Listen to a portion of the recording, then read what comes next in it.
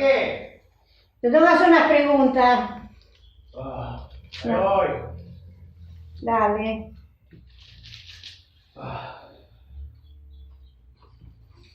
¿Qué pasa? No, nada grave, siéntate. Yo no fui, ¿eh? No, te quiero preguntar a ver si te acordás que yo no te dije. A ver. ¿Vos sabés por qué te llamas Joel? Creo que lo soñaste, ¿no? Sí, lo soñé, pero ¿sabés cómo era? ¿Cómo fue? No. Bueno, yo estaba durmiendo, no me preguntes si era a la tarde, a la noche, a la Puedo madrugada. dormir todo el tiempo. Yo estaba durmiendo y dice tu papá que yo decía Joel, como se llamara Joel. Yo te iba a poner David, te advierto, te iba a poner David. David Leonardo. Pero después tu papá me dijo, ya sé qué nombre le vas a poner, vamos a ponerle al nene. Y digo, ¿cuál? Joel, porque vos te la pasaste soñando diciendo Joel. ¿Entendés? O sea, ya me estaba llamando desde antes que naciera. Sí, ya te estaba llamando. Bueno, ahora yo lo que quiero saber es si vos qué sabés del profeta Joel. Profeta menor, segundo según el orden del Antiguo Testamento. Ajá. Más o menos se cree que profetizó durante el reinado de Joás. Y Pedro lo usó para predicar. Ahí está. Pues es porque yo te pregunté por Joel, porque estaba leyendo el capítulo 2 de Hechos. Y acá la parte del versículo 16 empieza en el discurso que hace después del Pentecostés, después de haber recibido el Espíritu Santo, donde todos decían que estaban ebrios. Sí. Le agarra y dice, empieza su discurso. Entonces empieza con esto. Mas esto es lo dicho por el profeta Joel. Y en los postreros días, dice Dios, derramaré de mi espíritu sobre toda carne, y vuestros hijos y vuestras hijas profetizarán, vuestros jóvenes verán visiones, y vuestros ancianos soñarán sueños. Y de cierto sobre mis siervos y sobre sus siervas en aquellos días, derramaré de mi espíritu y profetizarán, y daré prodigios arriba en el cielo y señales abajo en la tierra, sangre y fuego y vapor de humo. El sol se convertirá en tinieblas y la luna en sangre, antes que venga el día del Señor, grande y manifiesto. Y todo aquel que invocar el nombre del Señor será salvo. Y después comienza hablándole ya a la gente, le dice, varones israelitas, oíd estas palabras. Jesús Nazareno, varón aprobado por Dios entre vosotros con las maravillas, prodigios y señales que Dios hizo entre vosotros por medio de él. Como vosotros mismos sabéis, a este, entregado por el determinado consejo y anticipado conocimiento de Dios, prendisteis y matasteis por manos de inicuos crucificándole, al cual Dios levantó, suelto los dolores de la muerte, por cuanto era imposible que fuese retenido por ella. ¿Qué te parece esto? Y bueno, usa al profeta que conocían los judíos porque le estaba hablando, el discurso estaba dirigido a los judíos, que eran los que habían pedido la crucifixión de Jesús. Exacto. Entonces utilizaba algo que ellos conocían y que también Pedro fue testigo de la vida de Jesús. Claro, porque acá donde dice de las maravillas y prodigios que ellos vieron. Claro, porque tanto Pedro como discípulo, como los mismos judíos que vieron lo que pasó, Pedro tenía que mostrarles en algo que ellos también conocieran aparte de la vida de Jesús. Exacto. Fíjate que después, déjame ver, después en el 25 vuelve a hablar dando otro ejemplo que ellos conocían, porque si bien a Joel lo conocían, otra figura importante era el rey David. Exacto. Que en este caso lo destaca no solamente por rey, sino también por ser profeta. Porque en el versículo 25 dice, porque David dice de él, veía al Señor siempre delante de mí, porque está a mi diestra, no seré conmovido, por lo cual mi corazón se alegró y se gozó mi lengua. Y aún mi carne descansará en esperanza, porque no dejarás mi alma en el Hades, ni permitirás que tu santo vea corrupción. Me hiciste conocer los caminos de la vida, me enseñarás de gozo con tu presencia. Y después le sigue hablando a los judíos diciendo: varones hermanos, se os puede decir libremente del patriarca David, que murió y fue sepultado, y su sepulcro está con nosotros hasta el día de hoy.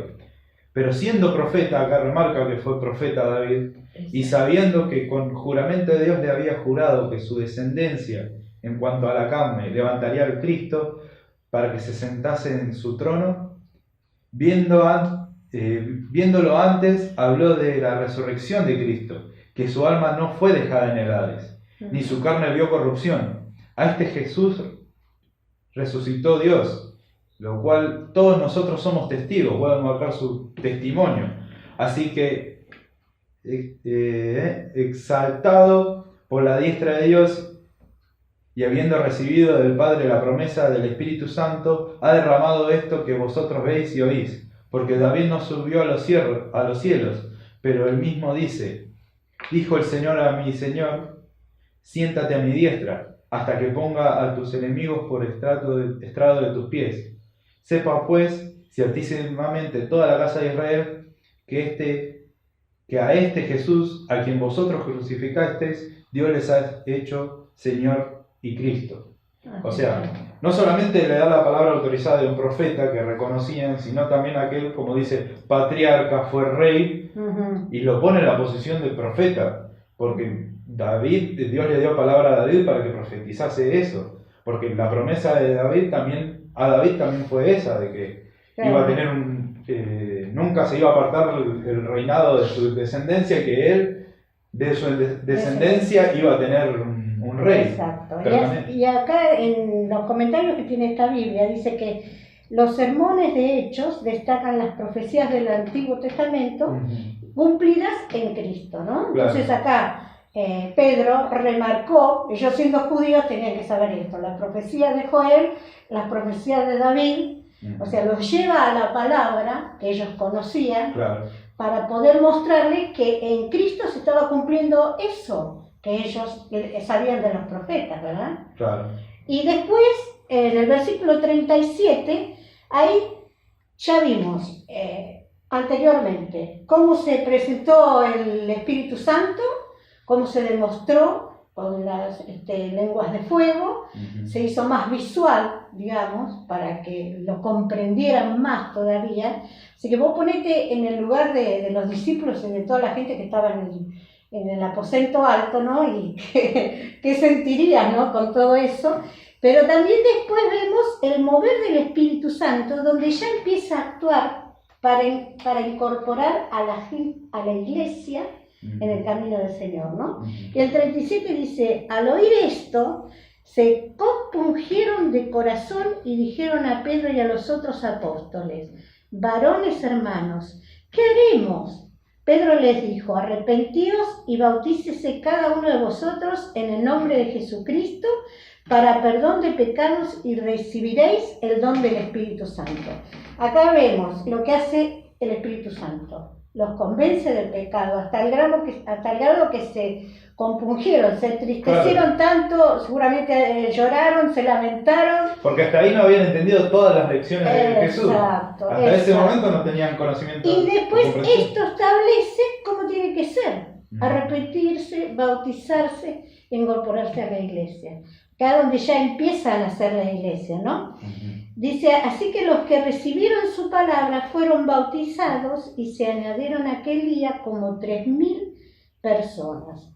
Y perseveraban en la doctrina, o sea, las enseñanzas de los apóstoles, en la comunión unos con otros, en el partimiento del pan, o sea, la Santa Cena, o sea, lo que Jesús había establecido, y en las oraciones.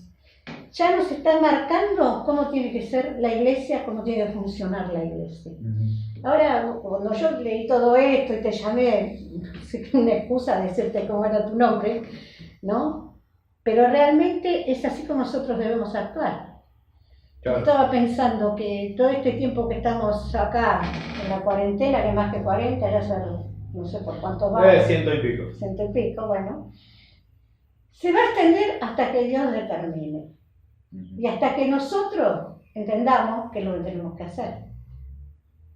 Los apóstoles, los discípulos, entendieron a partir de recibir el Espíritu Santo en esa forma, ¿no? Que fue especial para ese momento. Nosotros lo recibimos cuando aceptamos a Cristo. Entendieron qué es lo que tenían que hacer. Y también vieron cómo les tenían que hablar a la gente. Nosotros cuando salgamos de acá, de estas 4 paredes de Tomás, vamos a tener que ya el Señor a través de su Espíritu nos va a dar a entender qué es lo que tenemos que hacer cuando estemos afuera. Claro.